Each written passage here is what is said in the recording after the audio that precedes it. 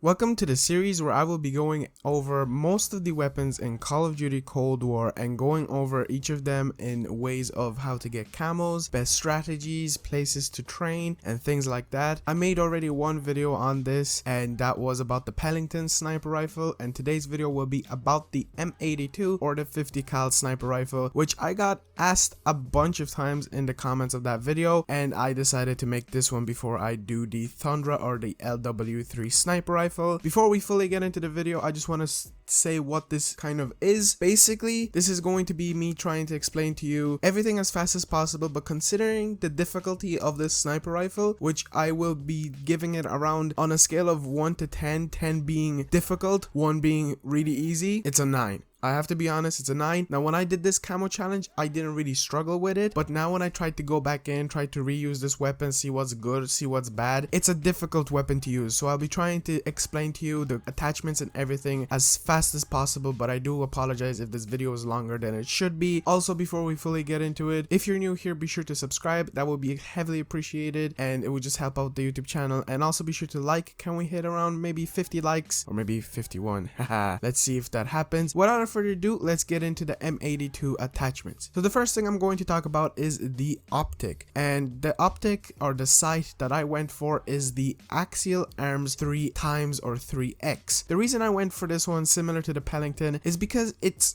just looks nice. It feels good to use it. It zooms in just enough not to kind of mess with your view. You will be zooming in a lot with this gun. I do not recommend hip firing with it because it has insane recoil, but aside from that, you could opt for a red dot sight. Definitely don't go for an iron sight because it's just painful. You could go for a different one or the default sight, but I feel like other ones just zoom in too much, and the Axial Arms one is like an ACOG scope. It just zooms in the perfect amount. It has a nice scope as well and it just feels good to use. Moving on to the muzzle, I use the Infantry Stabilizer. The reason I use this is because it kind of adds ideal sway. Even though it does decrease the aim downside, I don't really regret putting this on, since later in the attachments we will increase the aim downside speed. As you know, sniper rifles have very slow aim in sight, even though the M82 itself as a base, even if you had the best attachments, will be a slow sniper rifle to aim in with. So that's the muzzle I went for. Moving on to the barrel, I use the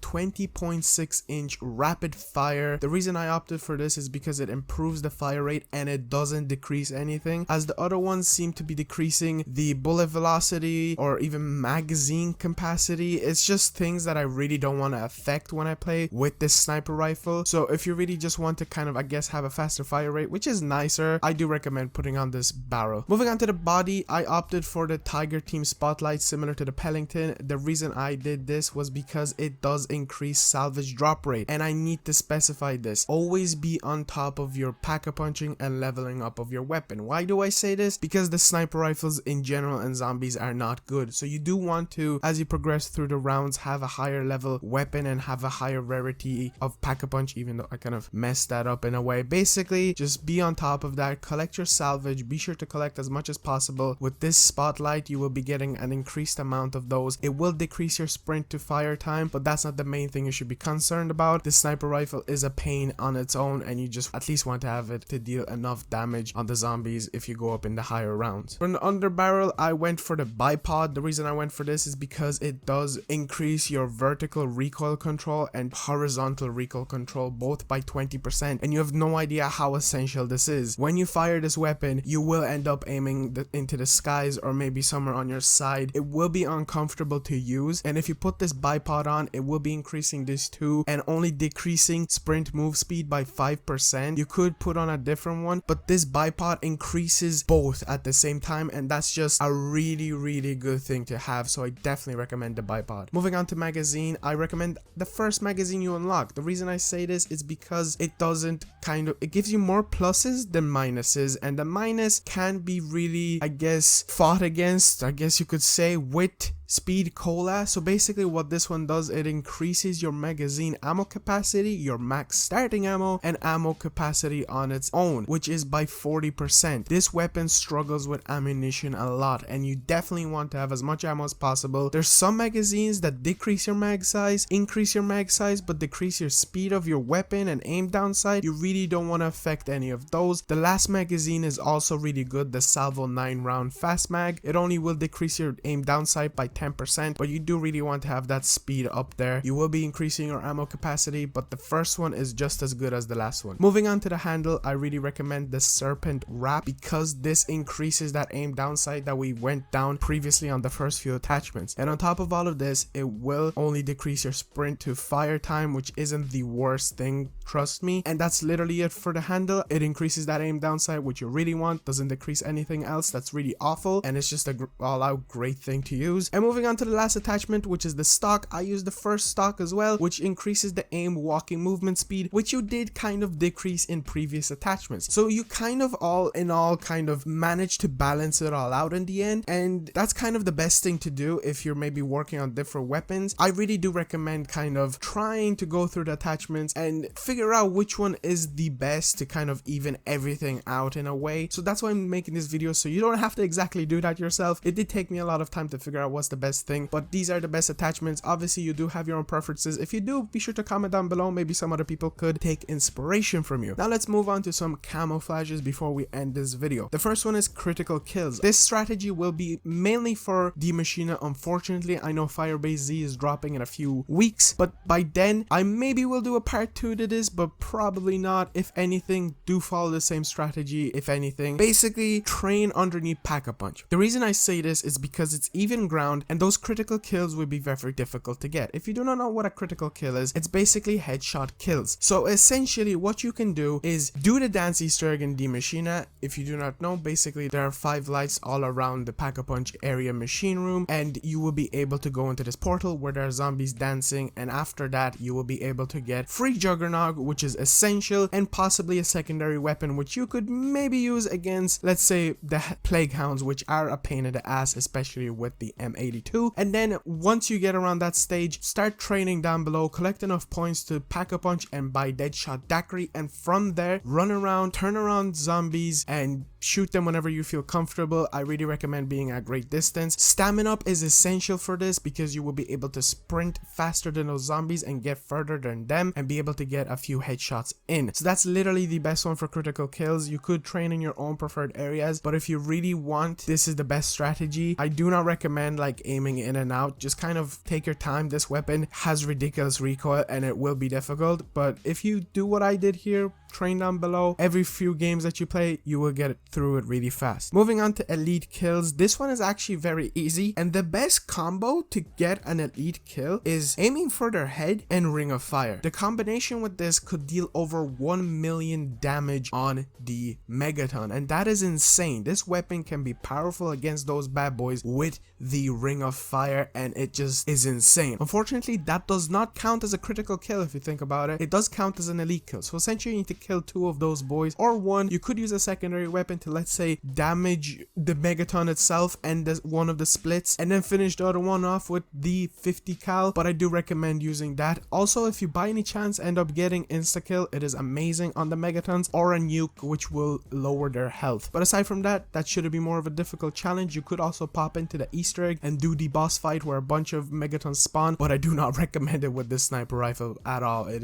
will be a terrible experience. So just take your time with the Megaton kills and you will get them, trust me. And moving on to the last camo that I want to cover, it is kills without getting hit. This one can actually be easily done if you do it from, like, let's say round 1. From round 1, spawn in, try to not get hit by the zombies as they are moving slower. You could spawn in with a friend or multiple friends, which will increase the amount of zombies that spawn, but it will be slightly more difficult as I do believe they will start running sooner than obviously later in the game. And once you, let's say, unlock the first stage of the camo, which requires you to get 20 kills without getting hit, you can then, let's say, get knocked or back out, your choice, and go back in. This will be the fastest way to do it if you're still struggling with this camo challenge. But apart from that, that's going to be it for the video. I don't believe there's any other difficult camo apart from maybe 3 consecutive headshots, something like that. That won't be difficult if you are doing the training strategy underneath Pack-a-Punch. I do apologize for the length of this video. This is just kind of me trying to explain it to you as best as I can and as clear as I can, just to help you all out. That's all I want to do with this series, help out as many people as possible. So if you did enjoy and you are looking forward to any more future videos like this, or just in general zombies videos, as I will be making a bunch coming up in a few days, be sure to drop a like, be sure to subscribe. We're nearly actually 12,000 subscribers. I know we're only like 11.5, but we grew like insanely fast in just a few days, so thank you all so much. And also before I fully leave you, be sure to comment down below if you're still watching the video what weapons you want to see after the LW3 sniper rifle, because I have basically all of the Dark Aether camos apart from the DLC weapons. But do not shy away. I can do melee weapons, I can do pistols, I can do rocket launchers, anything that you want. Be sure to comment down below and I will definitely